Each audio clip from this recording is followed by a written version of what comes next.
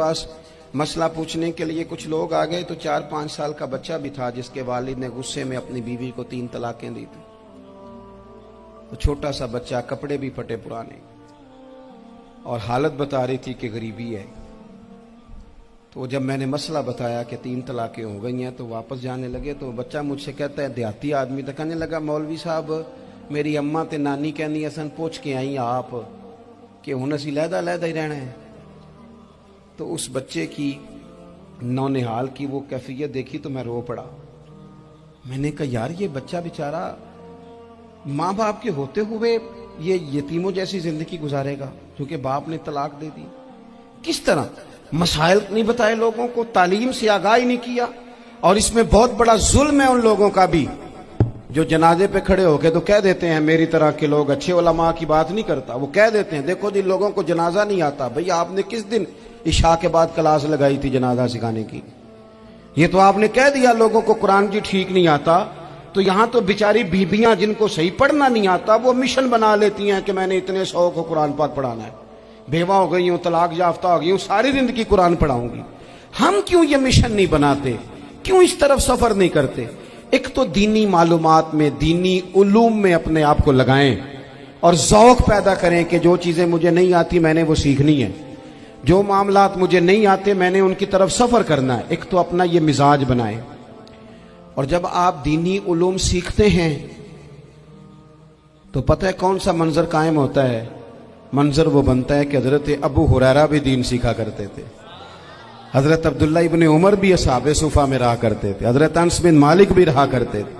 और ऐसा मंजर बनता है कि हजरत सैयदा खतीजतुल कुबरा रदी अल्लाह तआला अन्हा फरमाती हैं, सैयदा फातिमा हुजूर की गोद में बैठी होती थी और नबी पाक से बातें पूछती थी और हुजूर उन्हें बता रहे होते थे। सैयदा आयशा हुजूर से दीन की बातें पूछती। चौथा हिस्सा हमारी फिका के उसूल हजरत फातिमा की, हजरत आयशा सिद्दीका की मरवियात पर मबनी है। अगर हमारी बच्चियां छोड़ दें डाइजेस्ट पढ़ना, छोड़ दें इधर उधर की मूवी देखना और वो किताबों सुन्नत पर आ जाएं, तो बहुत सारे मसाइल ऐसे हैं जो उलझने से पहले ही सुलझे हुए हों। दीनी तालीम का मिजाज और ज़ौक़।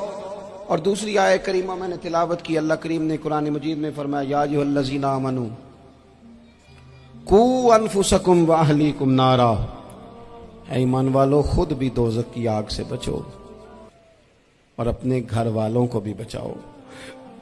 ओ वालिद, वो माँ जो बच्चों को भूख से बचाने के लिए मेहनत करती है, उनको मायूसी से बहुत सारे माँ बाप ऐसे होते हैं जिनके पास कपड़े लेने के पैसे नहीं होते ईद पे। क्यों? अजान शुरू होगी जी, अजान सुने जी। अजीज भाई, जिस तरह हम अपने बच्चों को देखें, बहुत सारे माँ बाप के पास गुंजाइश नहीं होती, लेकिन इस नीयत से कि बच्चों के दिल टूट जाएंगे, ईद पे कैसे गुजारा करेंगे, मुश्किल से भी कपड़े खरीद के देते। इस तरह हम अपने बच्चों को भूख से, प्यास से, मायूसी से बचाते हैं। इस तरह हमारे रब ने हमारे जिम्मे लगाया है कि तुम अपने बच्चों को कोशिश करो दोज़ख की आग से बचाने की।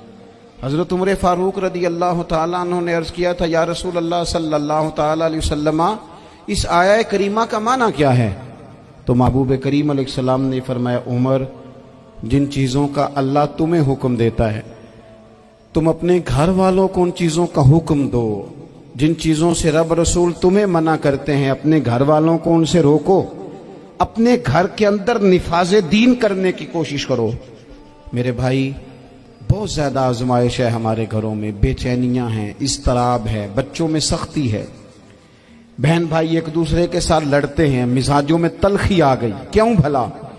इसलिए कि माँ बाप को जो बेहतरीन किरदार और जो हसीन तरीका घर में अपनाना चाहिए था, बच्चे तकरीर बाहर से सुनते हैं लेकिन वो फॉलो अपने माँ बाप को करते हैं। अगर माँ बाप में हौसला हो, सब्र हो, इत्मीनान हो, खुददारी हो, थोड़े पर गुजारा करने का मिजाज हो। देखे ना, आज डिप्रेशन है, टेंशन है, पैनिक अटैक्स हैं, बड़ी सारी चीजें आ गई हैं। क्यों भला? सब्र नहीं, तहम्मुल नहीं, बुर्दबारी नहीं। आजमाए। एक दिन एक बच्चा मेरे पास आ गया मदरसे का और आके वो रोने लगा میرے گھر والے کہنے لگے کھانا چھوڑ دیں پہلے اس کی بات سن لے. میں نے کہا پتر کیا ہوا, کسی نے مارا ہے کسی استاد نے؟ کہنے لگے نہیں حضرت, گھر فون کیا تھا تو میری اماں اور ابا کی لڑائی ہو رہی ہے. بچہ کانپ رہا ہے, ٹانگیں کانپ رہی ہیں. میں نے کہا کیا ہو کیا گیا تمہیں پتر, لڑائی ہو رہی ہے تو گھروں میں ہو ہی جاتی ہے. کہنے لگے نہیں, آپ کو پتہ نہیں وہ بڑا سخت لڑتے ہیں. میرے والد جب میری والدہ کو مارنے کے لیے آگے بڑھتے ہیں تو ہم سارے چار پنجوں کے نیچے چھپ جاتے ہیں. ہمیں خوف آتا ہے, وہ منظر خطرناک ہوتا ہے. یہ کون تکلیف دے رہا ہے اپنے بچوں کو؟ یہاں بیٹھے ہمارے ہاں میلوں دور رہتے تھے اس کے گھر والے, تو وہ تکلیف میں تھا, تو گھر میں کیا کیفیت ہوگی؟ اگر حوصلہ ہو, صبر ہو, قناعت ہو, اللہ کے دیے ہوئے تھوڑے رزق پر ہمیں راضی رہنا آتا ہو, ہمارے گھروں میں سکون آئے, اطمینان آئے.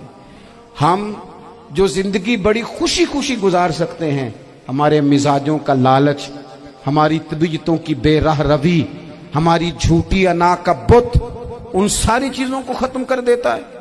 اپنی زندگی کے اندر اگر ہم وہ کردار اپنے بچوں کو دیں جس کردار میں موبائل بھی ہو, جس میں گاڑی بھی ہو, جس میں پیسے بھی لا کے ابا دراز میں رکھتا ہو, لیکن والد کا گھر میں مصلی بھی موجود ہو, اس کی کوئی تسبیح بھی ہو, وہ یہ بھی کہتا ہو کہ خدا نے اپنے فضل سے آج 5,000 دیا ہے تو اس میں 1,000 غریبوں کا بھی ہے, اس میں تھوڑا سا میں نے اللہ کی رضا کے لیے بھی رکھا ہے. اگر کوئی مشکل آ جائے تو وہ باپ اور ماں کو صبر کرتا ہوا دیکھتے ہوں. اگر ایک باپ کر بات کرے تو دوسرا برداشت کرتا ہو. خدا را اپنی اولادوں کو اس اذیت کا شکار نہ کرو. اپنے گھروں کے اندر وہ خودداری, وہ پیار, وہ وقار, وہ محبت, وہ انداز.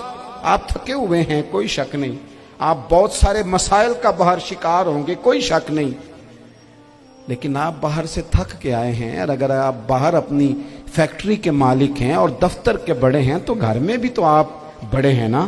آپ کی ماں بھی تو انتظار کر رہی ہے, اس نے بھی تو دکھڑا سنانا ہے نا آپ کو. آپ یہ دیکھیے کہ آپ کے بچے بھی تو انتظار کر رہے ہیں, وہ چاہتے ہیں کہ ابا آ کے بیٹھے تو ہم ان کے سینے پہ چڑھ کے تھوڑا کھیلیں. آپ کی اہلیہ منتظر ہیں. کچھ باتیں بیوی کسی اور سے نہیں کہہ سکتی, صرف اپنے شوہر سے کہتی ہے, لیکن وہ تو آتے ہی جلال میں آ گئے صاحب. وہ کہنے لگے تو بڑی نالائق ہے, میں تھکا ماندہ آیا ہوں اور تو نے مجھے کہانی سنا دی ہے. وہ اس خاتون سے شدت کے ساتھ پیش آنے لگے. میرے رسول پاک کی حیات نور کو دیکھو, حضرت ام ایمن حضور کی رضائی والدہ ہیں, ان کی بھی خدمت ہو رہی ہے. حضرت حلیمہ سعدی آ رہی ہیں تو خدمت ہو رہی ہے. حضرت عباس حضور کے چچا ہیں تو کریم فرماتے ہیں میرے چچا ہیں باپ کی جگہ پہ. حضور دوست احباب صحابہ غلاموں سب کے ساتھ پیار کر رہے ہیں.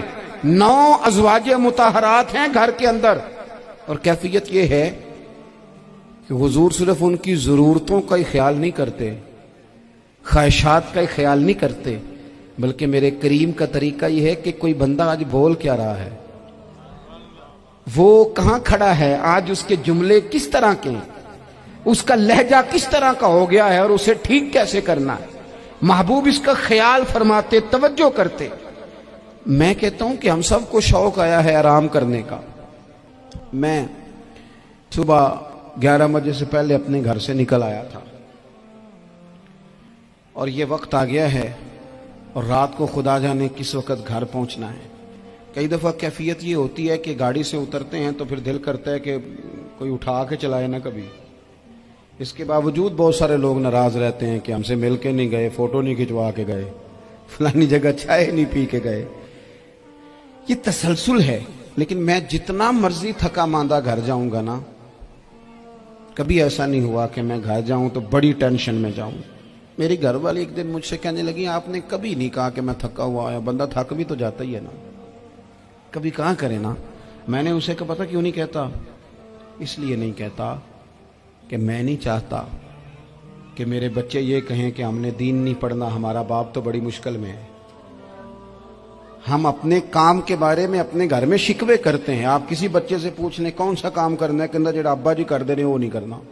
کیوں کہ ابا جی ہر روز تو کہتے ہیں میں بڑا الجھ گیا ہوں, یہ کام بڑا مشکل ہے.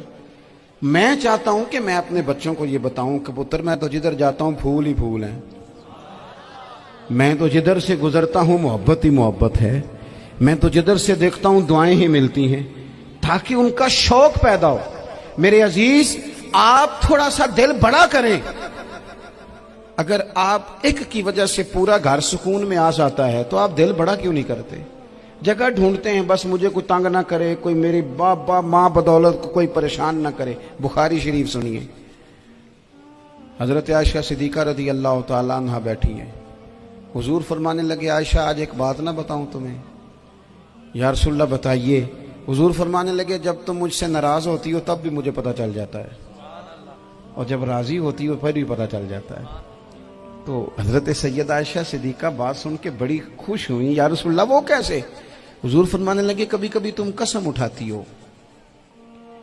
یا رسول اللہ ہاں۔ فرمایا جب ہوتی ہو نا راضی، خوش، تو پھر کہتی ہو مجھے رب محمد کی قسم صلی اللہ علیہ وسلم، پھر تم میرے نام کے ساتھ رب کریم کا نام ملا کے قسم اٹھاتی ہو، رب محمد کی قسم۔ یا رسول اللہ بالکل ایسے ہی ہے۔ اور فرمایا جب تمہارے دل میں کوئی بات ہوتی ہے نا تو پھر تم کہتی ہو مجھے رب ابراہیم علیہ السلام کی قسم، پھر تم رب محمد نہیں کہتی۔ یہ بخاری مسلم میں موجود ہے۔ حضرت عائشہ صدیقہ نے تو بات سنی تو کھل گئی طبیعت، کہنے لگی کریم صدقے جاؤں، یہاں تک خیال فرماتے ہو؟ کس کے جملے کہاں پہنچ گئے، یہاں تک خیال ہے؟ فرمایا مجھے پتہ چل جاتا ہے کہ تمہاری کیفیت کیا ہے، کہاں کھڑی ہو۔ اور بھئی ہم تو اپنی ماں کا بھی خیال نہیں رکھتے۔